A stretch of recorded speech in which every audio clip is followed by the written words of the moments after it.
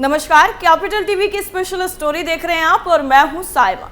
लोकसभा चुनाव के बीच में इस वक्त सभी पार्टियां जद्दोजहद कर रही हैं। किसी भी तरह से अपने दल को जिताने के लिए साम दाम दंड भेद कुछ भी आजमाने से पीछे नहीं हट रही हैं। लेकिन ऐसे में जब लोकसभा चुनाव के लिए दूसरे फेज का मतदान होना है तो लालू के लाल यानी तेजस्वी यादव को लेकर कुछ ऐसी खबरें सामने आ रही हैं जिसके बाद सियासी पारा और भी ज्यादा हाई हो गया है और कयास लगाए जाने लगे हैं कि अब बिहार के साथ साथ विपक्षी गठबंधन के साथ भी क्या जबरदस्त खेल होने वाला है। इसके साथ ही एक वीडियो भी तेजस्वी यादव का वायरल हो रहा है जिसको लेकर कयासों का बाजार और भी ज्यादा गर्म हो गया। तो क्या कुछ है पूरा मामला, चलिए आपको सब कुछ बताते हैं। क्या लोकसभा चुनाव के बीच में ही लालू के लाल तेजस्वी यादव बीजेपी में शामिल होने वाले हैं? क्या तेजस्वी यादव आरजेडी को छोड़ने वाले हैं? क्या तेजस्वी यादव विपक्षी गठबंधन को जोरदार झटका देने वाले हैं? दरअसल ये सवाल इस वक्त सियासी गलियारों में इसलिए घूमने लगे हैं क्योंकि सोशल मीडिया पर कुछ लोगों ने दावा किया है कि तेजस्वी यादव जल्द ही बीजेपी ज्वाइन करेंगे। लेकिन सोशल मीडिया पर इस तरह के दावों का आधार क्या है और इसमें कितनी सच्चाई है और क्यों लोगों ने तेजस्वी यादव को लेकर कयास लगाने शुरू कर दिए और अटकलों का बाजार गर्म हो गया, तो वो भी चलिए आपको बता ही देते हैं। दरअसल लोकसभा चुनाव के दूसरे चरण के मतदान के लिए सभी पार्टियों के नेता वोट मांग रहे हैं। पीएम मोदी भी बीजेपी के लिए वोट मांग रहे हैं, लेकिन तेजस्वी यादव विपक्षी गठबंधन की जगह पर एनडीए के लिए वोट मांग रहे हैं। जी हां, एनडीए बीजेपी और बाकी पार्टियों का गठबंधन है और उसके लिए तेजस्वी यादव वोट मांग रहे हैं। तो इसका मतलब दाल में कुछ तो काला है या फिर पूरी की पूरी दाल ही काली है। तो चलिए उस वीडियो के बारे में भी आपको बताते हैं जिसने सियासी घमासान मचाया हुआ है। दरअसल लोकसभा चुनाव के बीच में राष्ट्रीय जनता दल के नेता तेजस्वी यादव ने पूर्णिया में भाजपा की अगुवाई वाले एनडीए गठबंधन के लिए वोट मांगने का काम किया। सोशल मीडिया पर वायरल एक वीडियो में तेजस्वी यादव जनता को संबोधित करते हुए नजर आ रहे हैं। खबर में आगे बढ़ने से पहले सबसे पहले वो वीडियो ही आपको सुनवाते हैं जिसके बाद तेजस्वी यादव को लेकर कई तरह के सवाल उठ रहे हैं। तो सुनिए वीडियो।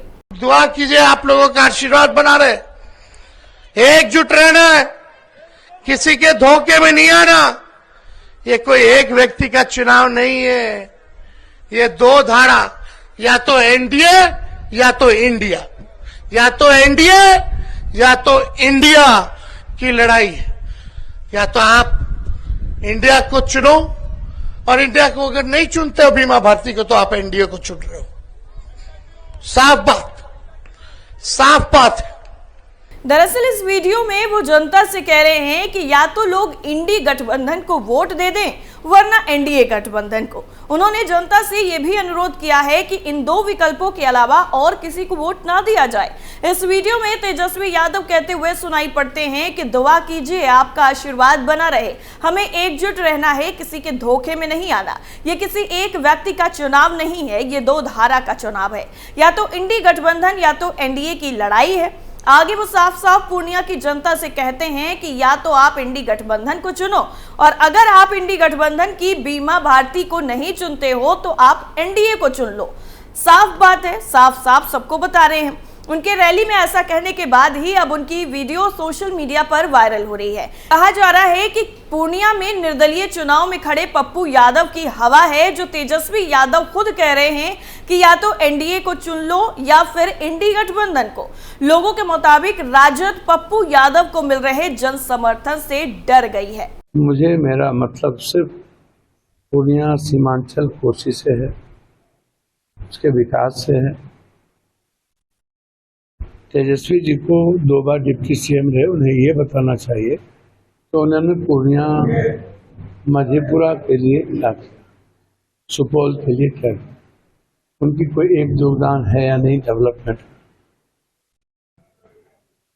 कोई एक नौकरी आप अपने विभाग में दिए, 5 विभाग आपका है तो उसमें आप बताना चाहिए आपको कितना नौकरी दी, उसमें 7 पूर्णिया के लोग हैं या नहीं है।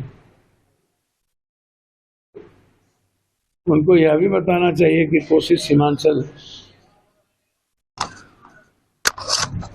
में वो 5 साल में कई बार आते हैं, तो ना उनके विकास पर कभी ध्यान रहते, न कोसी सीमांचल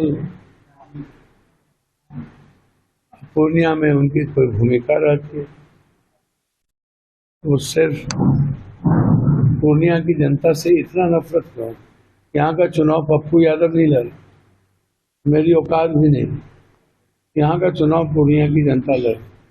दरअसल पप्पू यादव इस बार पूर्णिया से निर्दलीय चुनाव लड़ रहे हैं और उन्होंने पिछले दिनों ही तेजस्वी यादव पर निशाना साधते हुए कहा था कि तेजस्वी 2 बार उप मुख्यमंत्री रहे हैं, उन्हें बताना चाहिए कि उन्होंने पूर्णिया के लिए क्या किया। पप्पू यादव ने यह भी कहा था कि वो यहां से चुनाव में नहीं खड़े हैं बल्कि पूरी जनता उनके लिए खड़ी हुई है। दरअसल पूर्णिया सीट पर चुनाव प्रचार के दौरान ही तेजस्वी यादव के दिए गए बयान पर पप्पू यादव ने पलटवार किया। उन्होंने कहा कि राजनीति में इतनी नफरत करना ठीक नहीं है। पप्पू यादव ने यह भी कहा कि तेजस्वी यादव पहले अपने घर गोपालगंज और पाटलिपुत्र जीत कर दिखाएं, पूर्णिया के पीछे क्यों पड़े हैं।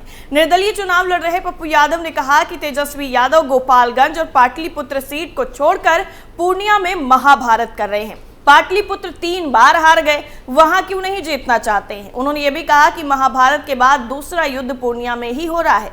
पप्पू यादव ने आगे कहा कि हमको हराने के लिए जदयू के 42 विधायक कैंप कर रहे हैं।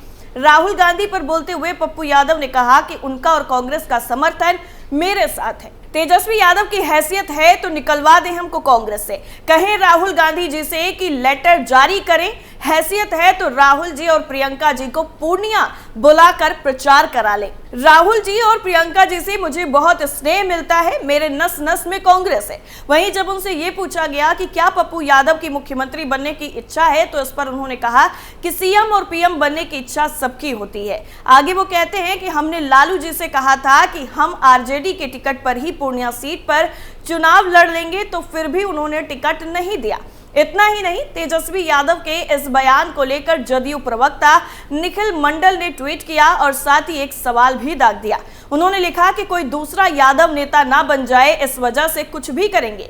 मतलब तेजस्वी यादव जी अब पप्पू यादव जी को हराने के लिए एनडीए को वोट देने की अपील कर रहे हैं। तेजस्वी यादव जी, आप और आपका परिवार यादवों का मसीहा बना हुआ है, पर किसी अन्य यादव नेता से आप कितनी नफरत करते हैं वो आपके भाषण से साफ होता है। वैसे एनडीए को आपकी जरूरत नहीं है, जनता हमारे साथ है, पूर्णिया में एनडीए ही जीतेगा, साफ बात है। जी हां, बिल्कुल साफ। तेजस्वी यादव के इस बयान पर भाजपा की प्रवक्ता पूनम सिंह ने भी जबरदस्त तरीके से हमला बोला और उन्होंने कहा है कि महागठबंधन पहले चरण के चुनाव के बाद अपनी हार स्वीकार कर चुका है। तेजस्वी यादव का बयान इसकी तस्दीक कर रहा है। बिहार में महागठबंधन सिर्फ चुनाव लड़ने की औपचारिकता निभा रहा है। स्थिति यह है कि कांग्रेस ने अब तक अपने सभी उम्मीदवारों की सूची तक जारी नहीं की है।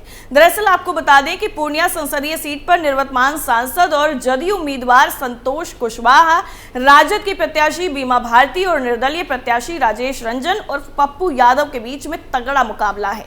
पूर्णिया में दूसरे चरण में 26 अप्रैल को मतदान होना है। इसके साथ ही धमदाहा खेल मैदान में भी राजद के तेजस्वी यादव के चुनावी सभा में राजद के ही पूर्व शिक्षा मंत्री चंद्रशेखर यादव ने पूर्णिया के निर्दलीय प्रत्याशी पप्पू यादव पर भी जमकर निशाना साधा। उन्होंने कहा कि पिछले विधानसभा चुनाव में पप्पू यादव ने बिहार की सभी सीटों पर अपने प्रत्याशी को उतारा था।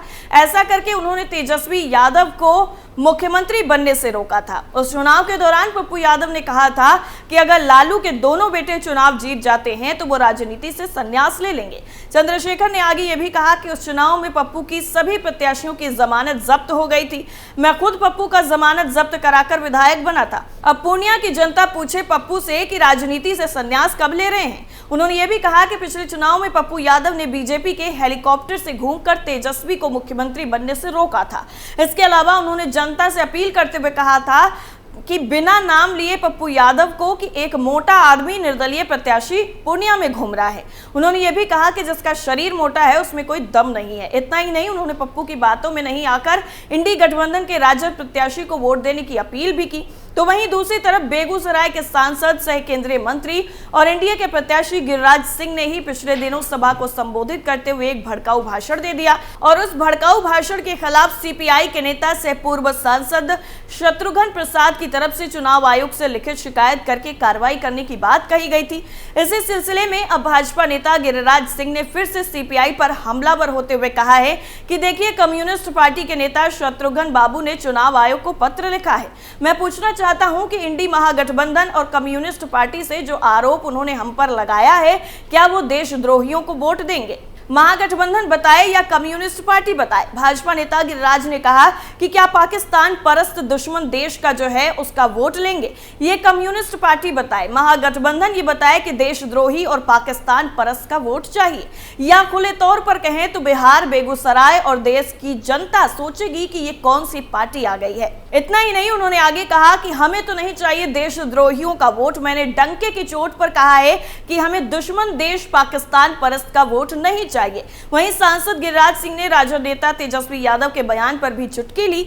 दरअसल तेजस्वी यादव ने पूर्णिया की एक सभा में कहा था कि या तो महागठबंधन को वोट दें, नहीं तो एनडीए को वोट दे दें, जैसा कि मैं आपको शुरुआत में ही बता चुकी हूं। इसे लेकर केंद्रीय मंत्री गिरिराज सिंह ने कहा कि अब महागठबंधन और तेजस्वी यादव ने हार स्वीकार कर ली है, इसीलिए उन्होंने ऐसी बात कही है। मुझे खुशी है कि वो मेरे लिए लोगों से वोट देने के लिए अपील कर रहे हैं। तेजस्वी ने अपनी हार स्वीकार कर ली है। इसके साथ ही केंद्रीय मंत्री गिरिराज सिंह ने ओवैसी पर भी जमकर निशाना साधा। उन्होंने कहा कि देखिए, ओवैसी और सारे लोगों को मैं चुनौती के साथ कहता हूं कि चुनाव में घोषणा करके जनसंख्या नियंत्रण कानून हम लाएंगे। मैं समझ लूं कि वो अधिक बच्चा पैदा करने वाले लोग समूह को समर्थन नहीं करते हैं। यानी कुल मिलाकर के अगर देखा जाए तो बिहार में इस वक्त सियासत अपने चरम पर है। क्या दूसरे चरण के मतदान से पहले कुछ बड़ा खेल होने वाला है? ये देखना भी काफी ज्यादा दिलचस्प होगा, क्योंकि इसके कयास लग रहे हैं। वैसे आपकी क्या राय है इस पूरी रिपोर्ट को लेकर, और क्या बिहार में वाकई कुछ होने वाला है? हमें कमेंट करके जरूर बताइए। बाकी तमाम खबरों के लिए आप जुड़े रहिए कैपिटल टीवी के साथ। नमस्कार।